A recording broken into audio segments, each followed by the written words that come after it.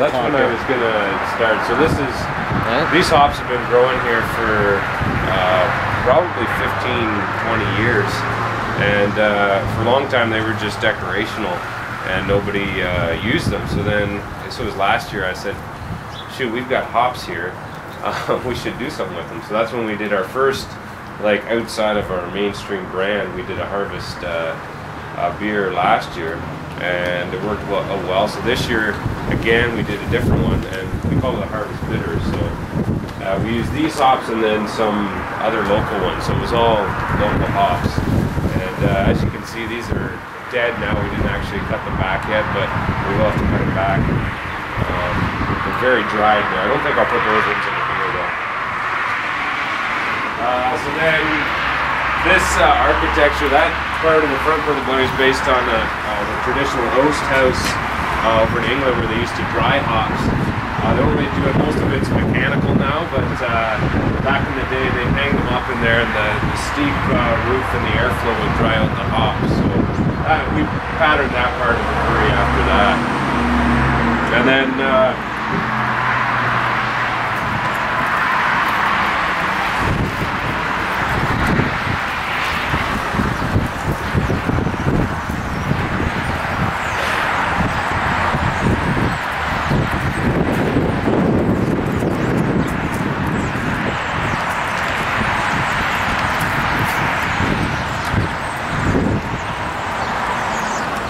got our parking lot that's going to be full today from the open house. We use a lot of CO2, so we do have a bulk tank there, just for carbonating and stuff.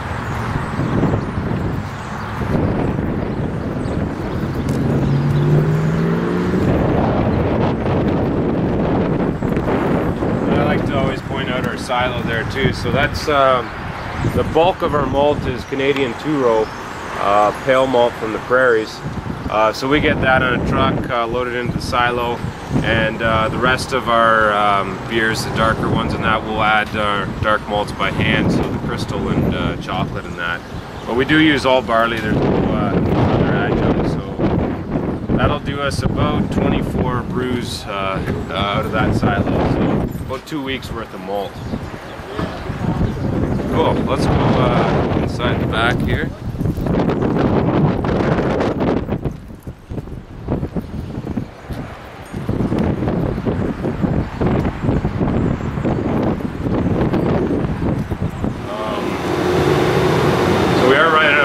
We're actually low on some stuff too, so at some point we had to figure out a way to make this space better. At this time of year it's not quite as much of a concern, but in the summertime we got to make sure we get all our beer in here to store it.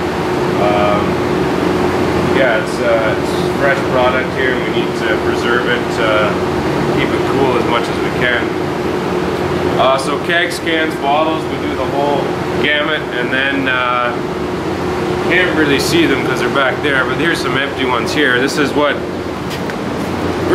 we started off as at Wellington, and we still do as our cask conditioned ale.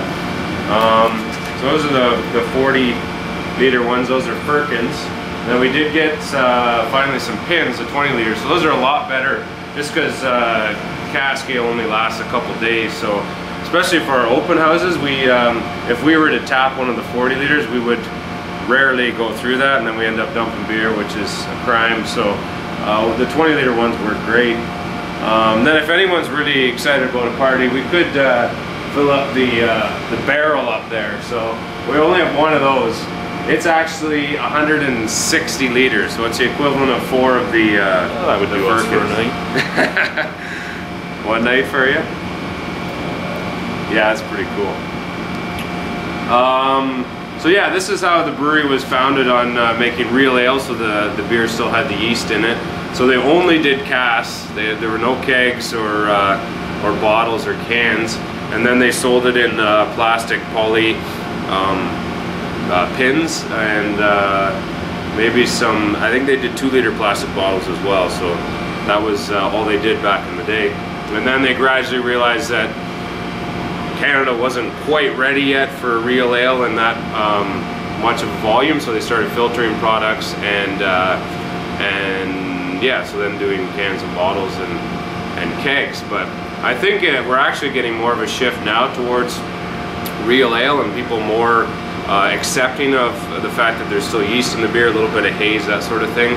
I was just That's what I love about beer. Yeah, right. Like that's what makes it unique. I was in down in the States. You do it a lot more. Like I was in New Hampshire over the summer, and I don't know how many breweries I went to, and a lot of the stuff they just don't filter. And like you're not stripping anything out of the beer. It's just the natural way that it is. So hopefully people will start to be more accepting. Now what type of bungs do you guys use for this? Not wooden ones, right? We do use wooden actually, and plastic. So we use both. In the plastic ones we have to use the plastic. The wooden ones don't seal. In the stainless ones we can do either or. But we like to do the wooden ones, so I don't know. There's no real difference in quality, but yeah. Like these are already printed, and they come screened like that. But for our one-offs and that, we can't do that, so we get a plain silver can, and we had 4 people shoving stickers on them last night, so that's why they're a little crooked. Yeah, so that's great. We got this much to go through. It's a limited run, and we'll see how long that lasts. This is what let us get back into doing the Russian Imperial Stout too, because there's minimum runs on the cans. We have to get like a truckload of them, and there's no, it would be like I think we figured out a 7 or 8 year supply if we did that, and just sitting on that much inventory is crazy. So but yeah, we do them in a plain can and put a sticker on, and that way it's available again. So you have that in mind? Yes, yeah, they're stout. That's what we're doing. You might get the stout strut. Yeah. Alright, so we got a bit of a noisy pump going there, but so we use the magic mic. Alright, so here's our brew house here. It's a simple 2-vessel. So we've got the mash tun and our brew kettle where we boil. So we already saw the silo out back. Then all of our other specialty malts are bag malts, so we have them. A lot of them are English because we do the English style ales and that, so a lot of them come from England. We do use some German malts as well, but all the rest of them we'll add by hand. We actually, for the IPA we did all bag malts, so we did Maris Otter, bit higher quality malt, and that's why you got that really nice body with that beer. So so that we have to add it all by hand. So we cut the bags open, 20 bags worth, and just throw it in. So very hand and labor intensive. So there's a mill back there too. And then that auger brings it up and drops it in.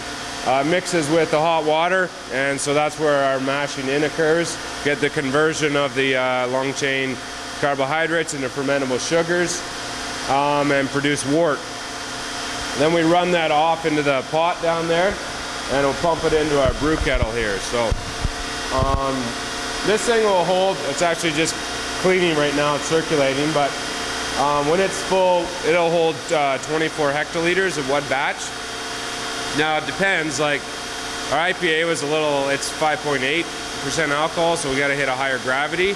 So we can't get 24 hex on that, we could only get about 20. And then our stout at 8%, we do 12 hex batches. So I always try to explain that to people, because stout's a little bit more money, but there's more malt, there's more hops, there's more ingredients, and we get half of the yield out of it. So in terms of raw materials, it's way more money to make that beer. So then you aren't practicing high gravity, you're... No, not at all. No, we don't do that at all. So no high gravity brewing, it's all brewed right to spec. So yeah, so after we pump it in here, then we'll add our hops. We'll boil it, so we sterilize the product, we denature the proteins, and just do a few other things in there, extract the bitterness and flavor and aroma from the hops. Then we pump it through a heat exchanger to cool it down, and into one of our tanks, add the yeast, and the fermentation happens. So this brew house actually is original. It came over from London, England, And it was a little shorter when it first came, so they cut the top off and extended it just so we could get better yields.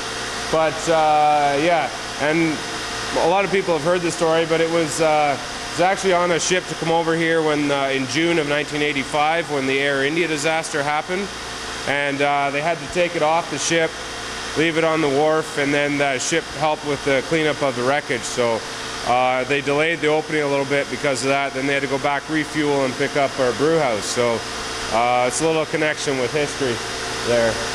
So it's a natural gas, direct fired, so there's coils inside that come in contact with the beer and heat it up. Maybe not the greatest way because you got to clean off the coils all the time to make sure you don't get any off flavors. But anyway, it works for us. We've been working for 26 years. So yeah, then we will go into one of our fermentation vessels here. These are 90 hex. So we'll brew 3 times in a day into one of these tanks. Now this brew system is fairly lengthy turnover time, so it takes 6 hours to do one brew. So we look at about an 18-hour day just to fill up one of these tanks. But yeah, we've got 4 of them that are 90. We've got 2 60 fermenters, and then we've got aging tanks along the back. So the way our system works here, a lot of places will have univessels where you can brew into, ferment, and age and do everything in the same tank. These ones we can't because they only have 1 cooling jacket. So we can't get these tanks right down to 0 to age. So they'll go down to about 5, but then we'll have to pump it into one of our aging tanks, which are fully jacketed and insulated. Yeah, so our timeline, we ferment in about 2 days because we use most of what we do are ales, so the yeast ferments between 20 and 25, ferments pretty quick, so 2 days. Then we do a warm maturation or diacetyl rest, and then we'll cool it as much as we can. So they're usually in these tanks for about a week, and then we'll pump over and there'll be another week in the aging tanks. So it's a bit of a a lengthy process, 2 weeks, but it's worth it for the quality of beer that we want to produce. So let's keep moving over here.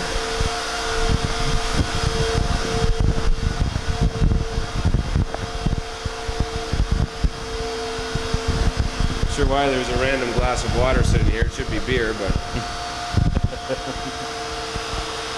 anyway. Actually, what I will do is I'll take you outside here.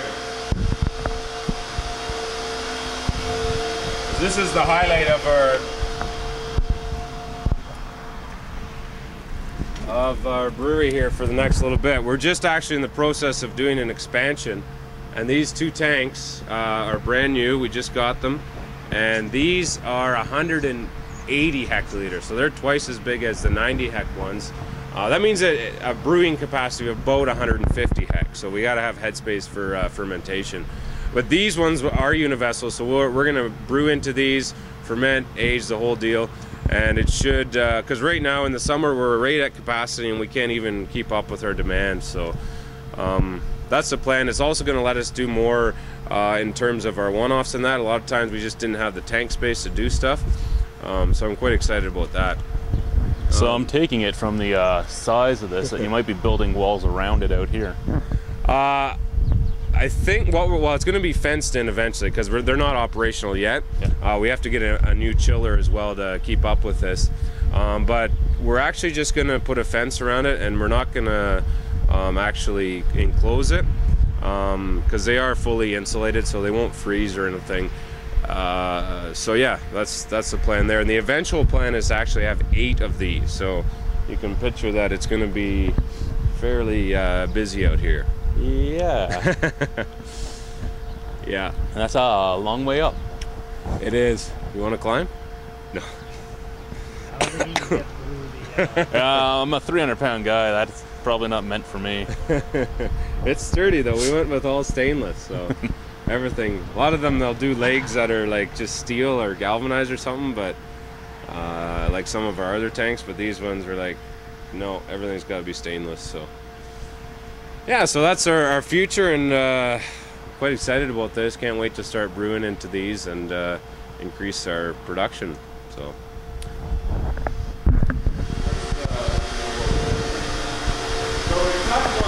Tanks, and then we do have, this is our packaging tank here, so it doesn't have the cone on the bottom like all the other ones, so that's really for yeast, the yeast to drop out down the sides. But at this point we're going to filter the beer, and there won't be any yeast in it. So this is a packaging tank that we use right now. I should say as well that most of what we do is filtered now, like but we still do the cask and the real ale. So those ones we actually take off from our fermentation vessels before we even pump it over. So that way the yeast is still in there, and it'll age a little bit in the cask, like in our cellar there. Otherwise, after the aging process, we filter. We've got a plate and frame filter here. So we put pads on it and then coat it with diatomaceous earth, and that'll trap the yeast. So the beer travels back and forth, and the yeast gets trapped in there. But then we also run through cartridge filters too. So these two, just for added shelf life and protection of the beer. So we'll go right down to 0.45 microns on that. That's actually really cool, because I only normally see the cartridge filters at most places. Oh yeah? Yeah.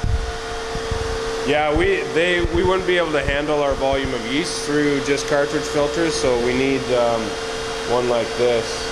And there's different styles of these. There's different filters like that, but yeah, we've been using this since the beginning as well, so pretty cool. Then we either keg or can, and we, like most things, it's all hand done, so we literally use couplers, the same ones that take the beer out. I'm sure you've never used one of those before. No. And we use the same ones to put the beer in. So we just put a head pressure on the tank, so CO2, and push the beer out into the keg, and off we go. So fill 2 at a time, and that's how we do that. As you can see here, this is our packaging area. So we used to have a bottling line back when I first started working here. But it was pretty old, it was pieced together, and it didn't really run that well. So we ended up opting to go with a canning line. This was in 2007. That was right at the time when the LCBO was starting to put their big push on cans, single serve cans.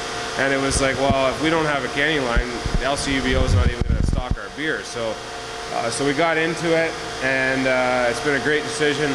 But it meant we couldn't really have both. So we do get our bottling done by a third party, but we still brew all the beer here.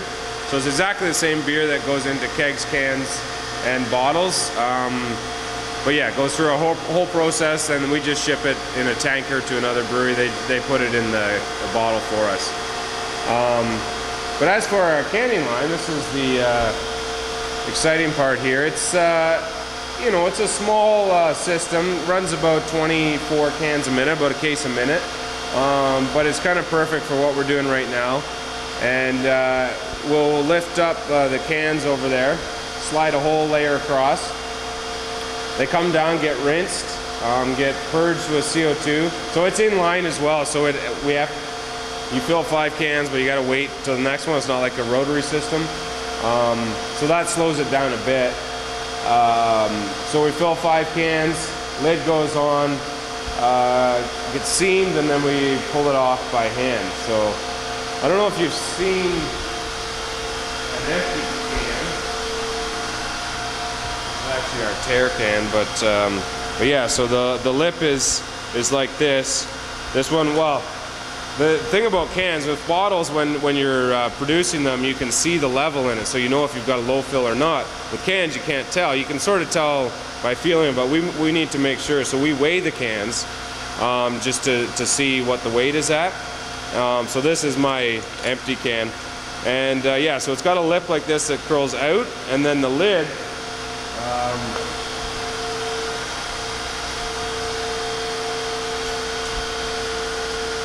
The lid has the lip the other way, so it sort of curls in. So when those things come together, it just fits like that. So the rolls sort of link them together, and then the first one and then the second one flattens that seam. Yeah, I knew nothing about cans before we got this, but they're really a cool package. So I'm quite impressed, especially with the how well they keep beer. Like we put a pretty conservative shelf life on our beer. Like our county, I think we put 6 months, but I've got some at home that's quote unquote expired, and it's a year and a half old, and it's still great. It's not oxidized. That's the thing with cans. Like over time, bottles will still let oxygen in, and the beer will oxidize. But with the cans, it's not. Like if you have no air in to start with, the beer is not going to oxidize as long as your seam is good. So, I mean, that's the thing you see with a lot of the smaller breweries and cans is better shelf life, cheaper product, cheaper packaging material. Yeah. So. It's good. It's not quite as many steps as bottling. You don't have to have a labeler and crowner and all that sort of stuff as well. So yeah, it's pretty good. I don't know. That's sort of an overview of our place here. But